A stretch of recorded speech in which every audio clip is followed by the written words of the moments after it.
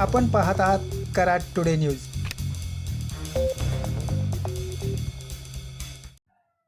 कराड शहर गुन्हे प्रकटीकरण शाखेने अवैध शस्त्र विक्री विरोधात मोठी कारवाई करत 4 देशी बनावटीच्या बंदुका व 8 जिवंत काडतुसे जप्त करून 4 जणांना अटक करत 3.5 लाखांचा मुद्देमाल हस्तगत केला आहे.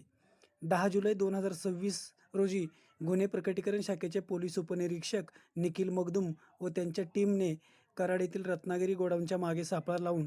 4 संशयित देशी बनावटीची बंदुका व जिवंत काडतुसे विक्रीसाठी ग्राहकाच्या प्रतिष्ठित असल्याची खात्री झाल्यानंतर त्या ठिकाणी छापा टाकून आफताब मोमीन वय 24, रेहान शेख वय 19 दोघे राहणार मुजावर कॉलनी, अमर पाटील वय 23 राहणार काले व ओंकार हिंगणे वय 25 राहणार येडे मच्छिंद्र यांना अटक केली.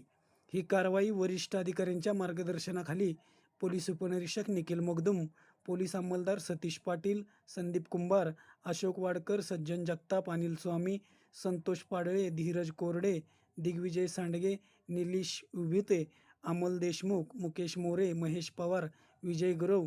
यांच्या पथकाने केली आहे.